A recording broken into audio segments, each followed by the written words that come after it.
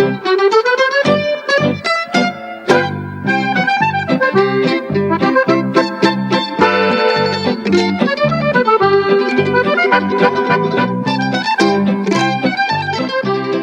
stamp in Italian, and it's the history of Italy through the postage stamps.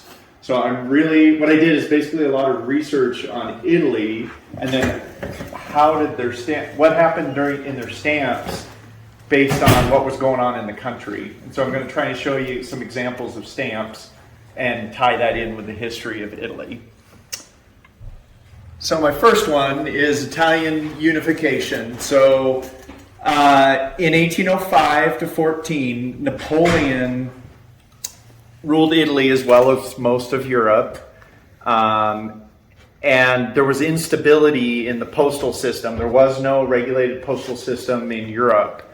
And Napoleon basically appointed postmasters that he liked. So if you were a friend of Napoleon, you got a postmaster job for a region or a country.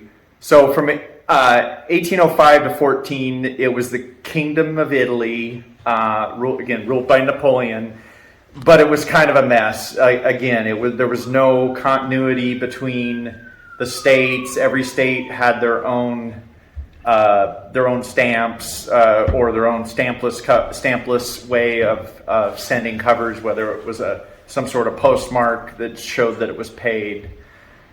And then in 1815, the Cavallini of Sardinia, that was an early private mail service. And the Cavallini created these prepaid letter sheets, and that's what's up in the corner. So it was a prepaid letter sheet. I don't have an example of one. I've never seen one other than a picture of it.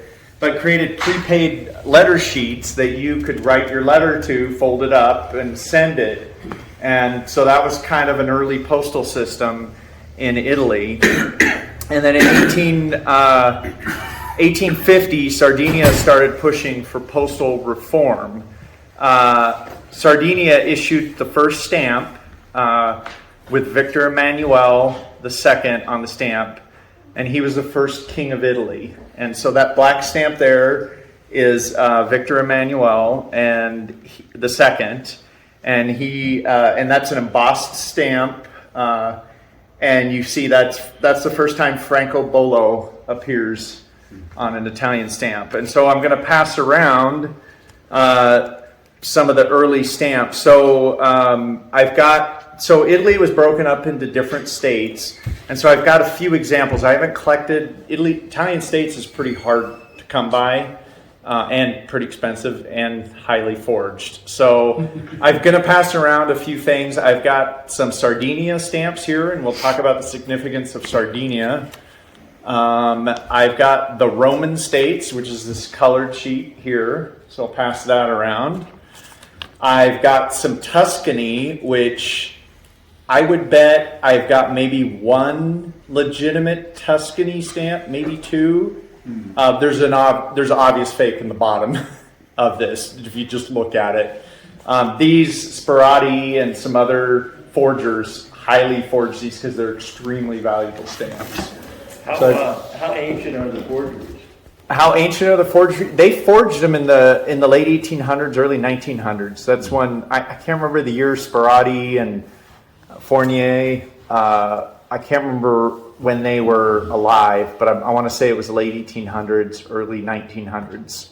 I know one's perforated and the others are imperfs. Is that yeah, I don't know that you're talking about the Tuscany one. The Sardinia. Oh, the Sardinia. So Sardinias were all imperforated. I have no idea what that perforated one is. It's unlisted. A forgery. Yeah, and green is not a color you see. Oh, okay. So, yeah, we'll talk about perforating Sardinia stamps here in a second. So the Italian states were composed of Modena, Parma, Romagna, Roman states, Sardinia, Tuscany, and two Sicilies. And so that basically extends from northern Italy all the way down to Sicily. I don't have examples. I looked. I don't have any Romagna stamps at all. And these have been hard enough to find. Next one here, we'll talk a little bit about the Kingdom of Italy. And so on 17th March 1861, the first official postage stamp of the Kingdom of Italy came out. And that's the yellow one on the left there, the 10 cent. Now, if you guys, when the Sardinias come around, you'll notice that stamp is in the Sardinia, but it's not perforated. What they did is to get the postage started, they basically took the Sardinia stamps, perforated them, and issued them, and that was the first Italian. So I have here a Italy #1 on a piece, and the reason why I purchased it on a piece is because it's really the only way to guarantee that it's a true stamp. Because perforations, I don't know, Steve, you can probably attest to this. You've seen dozens of quote #1s, and the perfs are off. Yeah, the answer is that stamp was issued in perf 11 by Italy. And so you'll find perf 10, which is the Sardinia stamp that has been forged to be in the Italians. Yeah. So, and the Scott catalog makes notes of the perforation variety that you should be looking for. So I bought mine on piece with the cancel tied to the piece so that I knew I got a true Italy #1. Wow. So the first stamp, again, it's embossed. It comes in 3 color varieties. There's the color that I'm passing around. That is the most common color. And then there's some other tones of mauve, brown, darker brown color that are hard to find, believe it or not. In 1862, a gentleman named Spar won a contract to produce the stamp in the bottom right corner. And it was a rushed lithography stamp, and it's not very pretty. And so no one really liked the design, and the production was unreliable, so Italy only had that stamp out for that year. That's the one on the bottom right? That's the bottom right, yeah. The 15 cent. There's 2 varieties of it. Scott Catalog notes them. But that stamp just wasn't very popular. It's not, again, they went from an engraved embossed stamp to a lithograph stamp. The quality is certainly different. And so basically Italy didn't like that. So they gave the contract to create the next set of stamps to De La Rue in England, the printer De La Rue. And the top right stamp is the new series that was printed in England with Emmanuel II on them.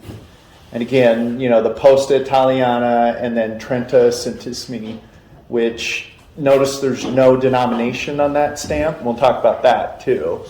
So you got to know your Italian. Trenta, I think, is 10. Oh, no, Trenta. Trenta 30. Okay, 30, that's right. Okay. Yeah, I have to look that up. But anyways, so Trenta. So the very early ones, you've got to don't necessarily always have denomination on them. I have a quick question. These early stamps, were they gummed? Yes, they are gummed. All those were gummed. Yeah, all those were gummed. And I have a question also. Mm-hmm. It seems like the first ones had lithography, the portraits and everything.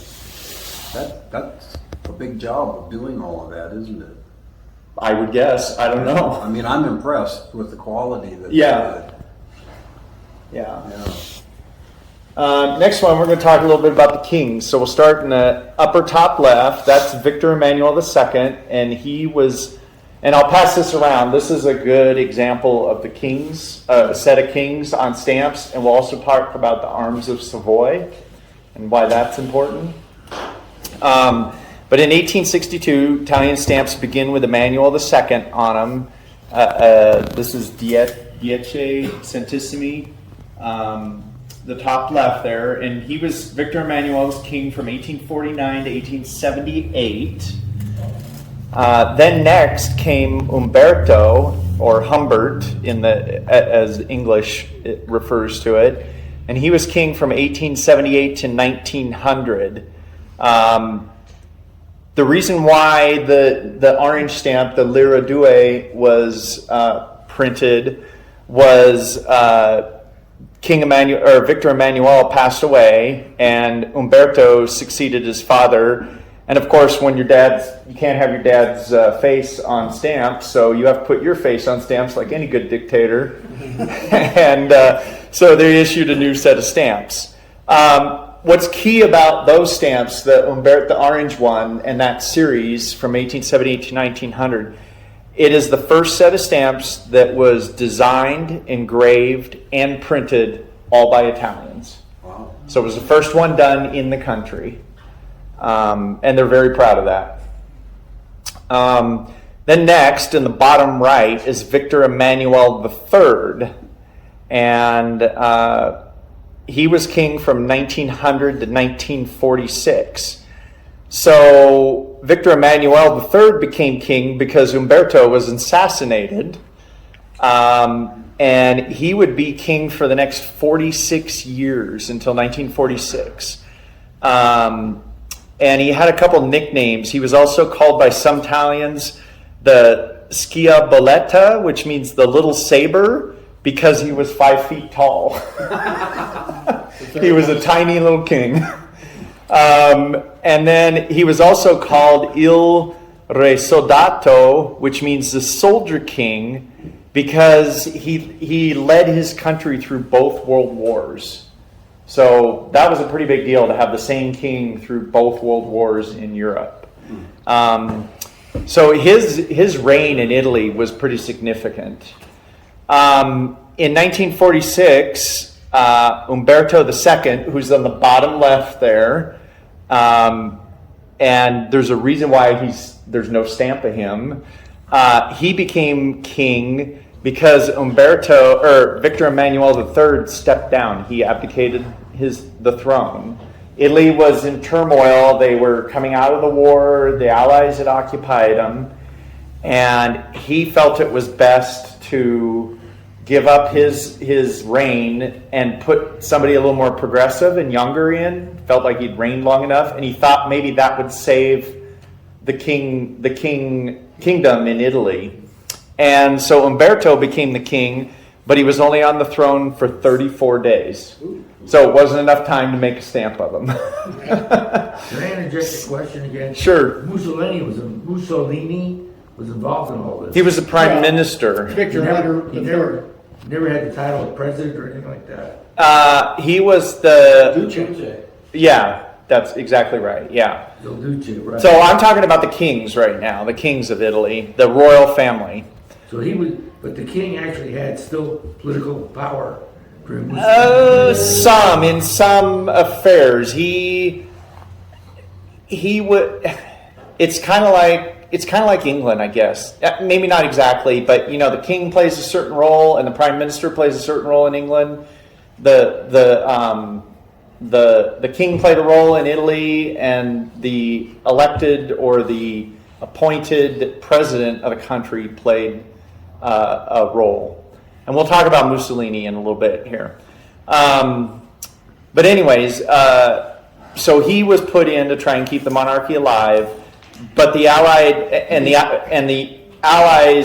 Allies had convinced Emmanuel III to give up a lot of his powers, so the kingdom was falling, and they saw that coming.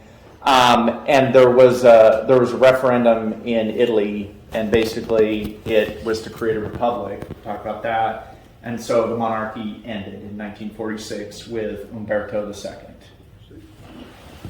Turn the page here. We're going to jump over to Fasties. So I had to learn about Fasties doing Italy. And does anybody know what a fasces is?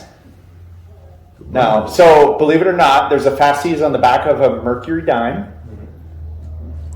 There's also a fasces behind the behind the podium in the U.S. House of Representatives. So what a fasces is it's that axe in the top upper left corner. It's a bundle of rods with a projecting axe blade carried by a lictor in ancient Rome as a symbol of a magistrate's power. That's the definition of a fasces. And so Italian stamps have a ton of fasces. You guys see the fasces all over. In the top right, in the blue one there, you can see the eagles holding it. In this one here, there's the upside down fasces right there. There's fasces right there. This one's pretty interesting. There's a fasces in the bottom left corner. It's tiny. Does anybody see the fasces in that one? What's that? Where the post and the Italian. Up on top. Yes, it's this shadow right here. That is the fasces in the stamp. And you start looking at Italian stamps, and they're everywhere. So Modern day, same thing? no, the fasces was eventually removed out of Italian stamps, and I'll explain that. So the image basically, when it was designed, was representation of collective power, law, and governments. That's why we use it in the United States. And I mentioned it's on the mercury dime, on the back of a mercury dime, and behind the podium in the House of Representatives. But it was the origin of the name of the National Fascist Party. So the term fascism comes from the fasces. So, however, unlike the swastika, the fasces never became this hated symbol in the world. You know, everybody hates the swastika, but that didn't happen to the fasces. So the fasces survives today, you know, in modern times, where the swastika is kind of a symbol you just don't see. Well, does the fasces go back to Rome then? Yes, it does. Yeah. It goes back to ancient. Yeah, it was carried by, like I said, it was carried by a lictor in ancient Rome as a symbol of the magistrate's power. So that's the definition of it. So yeah. So it makes sense that Italy got fasces on their stamps. They were the center of the Roman Empire. So fasces, I'm going to pass around some other examples here. This is an Italian set of airmail stamps. And in the top section here, the fasces are pretty easy to find. But in the bottom section, only one of the stamps has a fasces on it. I want to see if you guys can figure out which one it is. Wow. A test. Yeah, a test. So fasces started to appear in 1923, and it was 1 year after the March on Rome and Mussolini becoming prime minister. So the March on Rome was when a group I'm trying to think of the right way to explain them. Basically, a group of people marched on Rome and wanted the country. They didn't like the monarchy, and they wanted a different representation in the country. And so Victor Emmanuel at that point appointed a new prime minister, and it was Mussolini. We all know how that turns out. But so on January 13th, 1936, Mussolini becomes prime minister, and then on January 13th, 1936, the dictator Benito Mussolini made an announcement to his country, and he inserted Italy's rightful claim to the territories controlled by the ancient Roman Empire. So he was on a path to create the Roman Empire again, and the announcement was leaked to the world, and of course most of his European and Mediterranean neighbors were outraged. So that was right, again, before the World War II. But he'd been in power quite a bit. And one of the things he influenced the fasces on the stamps. Mussolini was really good at the use of symbology. And so when you look through Italian stamps in that period, they're on almost every stamp.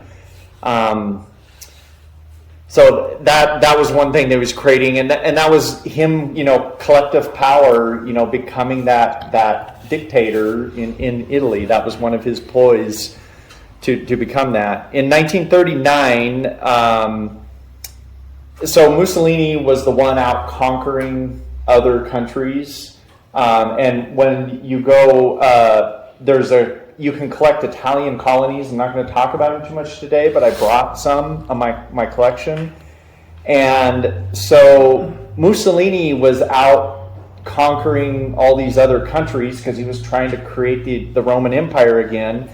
And in 1939, the empire consisted of a few islands in the Adriatic Sea, parts of Libya, Ethiopia, and Somalia, and some of the other areas in northern Africa. But, it was pretty pitiful compared to what the Roman Empire was. So he wasn't exactly doing what he announced to the world in 36. The Roman Empire endured for hundreds of years. It only 7 years after the declaration of the Italian Empire, Mussolini and the Italian Empire would no longer exist. So Mussolini's little reign of power trying to hold the world over just lasted 7 years. But it influences a lot of the stamps. You'll see, Italian, Somalian stamps. And so the king, it was interesting, the king would claim the throne over Ethiopia as the king of Ethiopia, but Mussolini was really the one that went in and conquered it with Italian soldiers and might and took those countries over. So you can think that the monarchy was maybe not so fascist, but they were both in it together, taking over that part of Europe, the northern Africa. One of the other things I wanted to talk about is on here, on the yellow stamp, you'll see right here, on several stamps, you'll see that cross symbol there. And that's the House of Savoy. And the House of Savoy is a family that basically started in, I don't know if I have it later in my notes, but basically it started, I want to say back in the 11th century, and it occupied an area just west of the Alps. And it was basically, they owned the property, the land between Italy and Southern Europe and Northern Europe. And it was really difficult to travel through the Alps, but they were in a lowland area near Lake Geneva, and you could get through there, and they made all their money by charging tolls for people to bring goods through there. So if you wanted to sell your goods in Northern Europe or England or something, you would pay the toll to the Savoy family. Well, the Savoy family, just like any dictatorship, the sons became the next kings. And that's where the Umberto and the Italian royal family comes from. And that symbology of the House of Savoy is all over early stamps, just like the Fasties. So that's another common theme that you see through Italian stamps. I googled Fasties, and to my surprise, because the Lincoln Memorial is just ginormous, it dwarfs people. Lincoln is sitting there with his hands on the chair, and the fascia of the armrest clear to the floor. Has a Fasties on it? There you go. So, yeah. Next, I'm going to talk a little bit about a few stamp topics here. Make sure I stay. Here we go. So, I'm going to talk a little bit about some of the definitive stamps of Italy, commemorative propaganda stamps, Italian Socialist Republic, and then the Italian referendum that occurred. So, go ahead. Sometimes it has lira, sometimes it has cent. So how does that work? Centesimo. Centesimo is a percentage of the. It's 100. It's like 100. A hundred cent was a lira, right? To an old lira. Oh, lira. To an old lira, yeah, Lira early used to lira. be worth a lot more than it ended up being. Okay. Correct. Yeah. We all remember when Una lira. 1,000 lira was $1 or Right, something una like lira that. is 100 cent. Okay. Yes. Yes. So a little bit. So I'm going to talk about that. So a little bit about definitive stamps, and we'll go over a selection of definitive stamps. Basically, all definitive stamps until 1929 had a king or a coat of arms on them. again, either one of the Emmanuels or Umberto or the House of Savoy was on their stamps. So the early stamps, and this is that green one, that five centesimi there on the top right. That's a really good image of the House of Savoy. And then the orange one in the back there, that 20 cent, that's one of the kings. Commemorative stamps. In 1910, the first commemorative stamp honoring the 50th anniversary of the Expedition of the Thousand. That's where a group of basically it was basically the Expedition of 1,000 was an event that took place in 1860, and a corps of volunteers led by Giuseppe Garibaldi sailed from Quarto near Genoa, which is up in northwestern Italy on the coast. Sailed from Genoa and landed in Marsala, Sicily, in order to conquer the Kingdom of Two Sicilies. So they're trying to unify Italy, but everybody's got their own faction and they want to hold on to their power. And so this expedition of 1,000 took place. Basically, it's about I think it's called that because about 1,000 soldiers went with Giuseppe down to Sicily to go conquer them via boat on ships. And again, we talked about the houses of Savoy and stuff. The Sicily at the time was ruled by the House of Bourbon, so another family again. So, but the first commemorative stamp was the 50th anniversary, and it was Garibaldi, and that's the gentleman in the 15 cent and the red stamp there. We talked a little bit about socialist republic. And we'll go over some specific stamps, but basically the Italians occupied a bunch of other countries. That's one's Africa Orientale Italiana, and basically Italy just started issuing stamps in northern Africa and other places. And then northern Italy, they issued Italian Socialist Republic stamps, and we'll talk about that. And that was basically a Nazi puppet state in northern Italy. And then in June on the World War II then. Yeah. The Italian Socialist Republic starts in 1943, Right. and goes until 45, basically till the end of the war. And then in June 12th, 1946, a referendum in Italy chose to replace the monarchy. We talked about that. And the Italian referendum, and then that bottom stamp, that's where you see Repubblica Italiana, and that's the first time Repubblica Italiana appears on stamps, is after 1946. And the lira had already started. Yeah. Already started down. Yeah.